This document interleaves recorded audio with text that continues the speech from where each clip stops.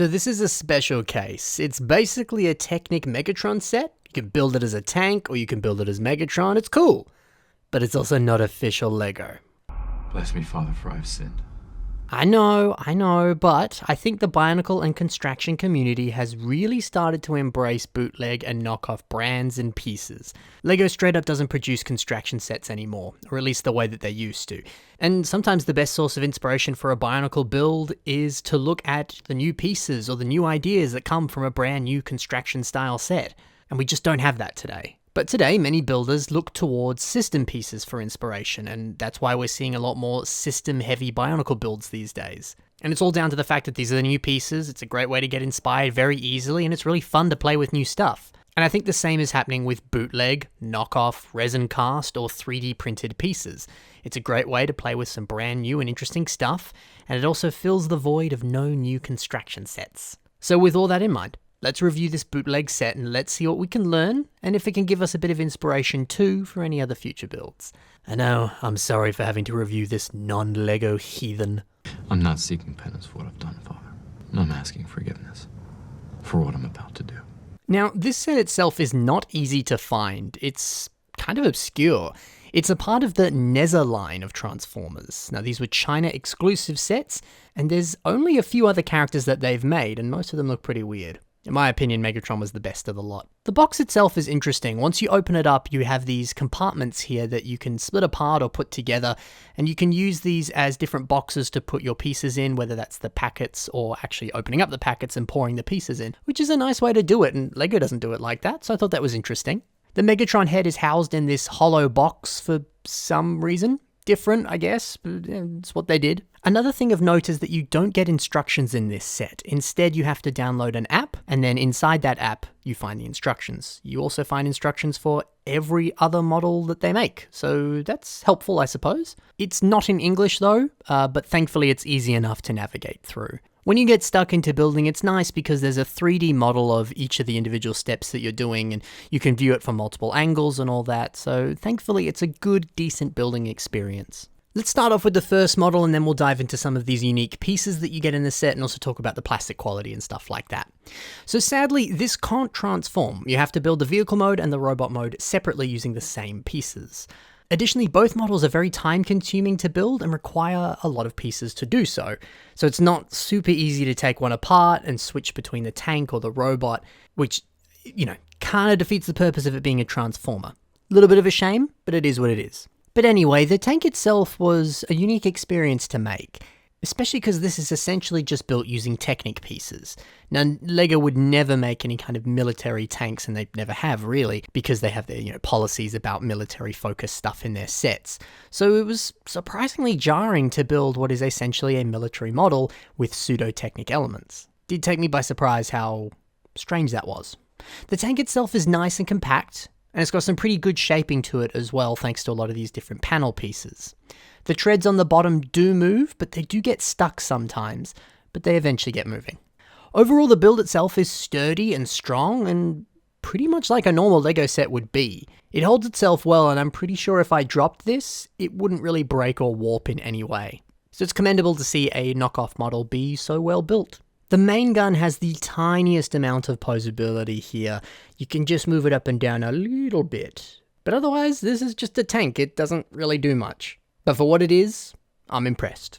And you're never going to see LEGO make a tank like this, so that in itself is special as well. Let's talk about the pieces in this set now. So I'm going to show you some side-by-side comparisons to the official LEGO pieces and the knockoff equivalent of that piece in this set. So you can see with some of these colors that they're a little bit off. Sometimes it looks like a more desaturated version of the official color of a LEGO piece, or sometimes it almost has this weird kind of faded look to it. But otherwise, most things are pretty much identical to official LEGO pieces.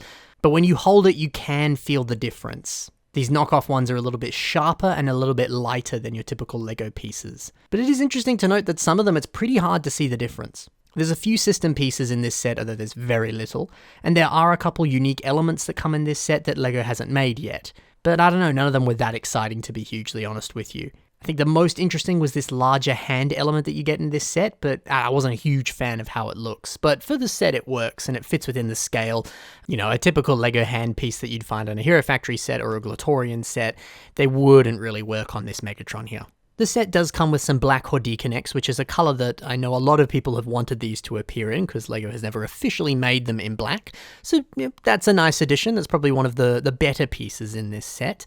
But otherwise, everything else is pretty much identical to your typical LEGO pieces. Except for this one here, some of these rubber friction lift arms, they are a slightly different mold to the typical LEGO piece, but it kind of just serves the same purpose.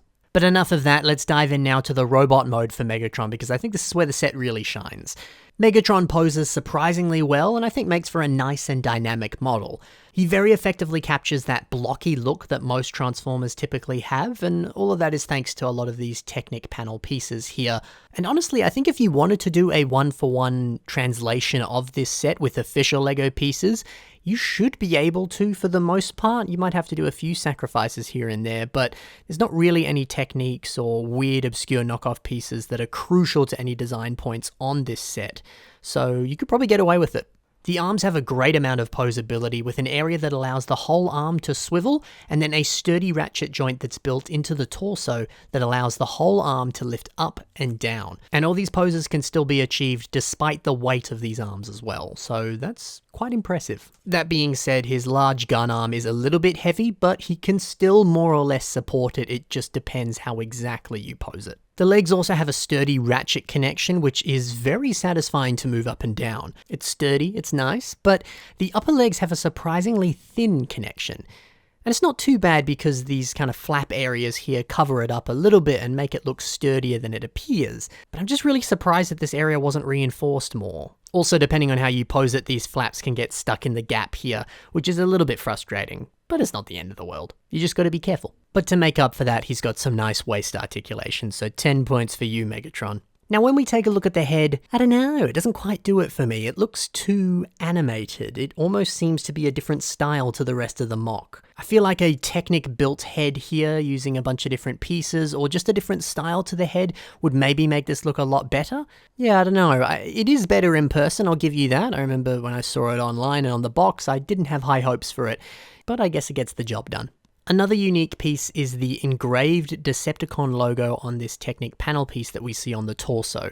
Again, this is something that LEGO would never do. This would probably just be a sticker or printed or whatever. So yeah, it's a nice touch, and I think it works surprisingly well. On the subject of stickers, you do get some in this set, but the instructions don't really tell you where to put them, and to be honest, I don't know if they'd look that good on the set. I think it looks fine as is, so I never bothered putting them on. Now, all in all, it's a shame that this can't transform. I think that really would have made this set incredible if it could, but I get why it doesn't. And I think despite that, it still holds up fairly well. Both the robot mode and the vehicle mode are really nice. And I mean, details on the robot mode, like the tank treads in different areas to imply that it transforms, and some nice greebled areas on the torso using a few system pieces and things, all of that looks really nice. It's lovely to see what is basically just a Technic Transformer toy, and I wonder if LEGO would ever make a Technic LEGO Transformer set. I think that would be pretty cool if they did, and I think it would actually translate very well. I mean, you know, we got the System Optimus Prime set fairly recently, and there's no reason they couldn't make more, and there's no reason they couldn't make them as a Technic set either. And I wonder what it would also be like if we did have a return for a construction theme, but it was a lot more Technic focused, kind of like the original Bionicle was. Technic heavy construction could be cool. I mean, if it's anything like this, I'd be pretty happy with it. So look, long story short, this was a fun experience to build. I probably won't be buying any more, because it was okay, but I can live without some more. And also, to be honest, the other models don't look that good. But this was nice because it in a way felt like I was building a brand new construction set. And for that, it was pretty good. And for what this set is, I think it's also been built well and done well. Hopefully you enjoyed seeing this not totally LEGO related review, but don't worry, I'll be sticking to your typical Bionicle and system stuff in the future. Thank you very much for watching. I hope you enjoyed. Happy building, and bye for now.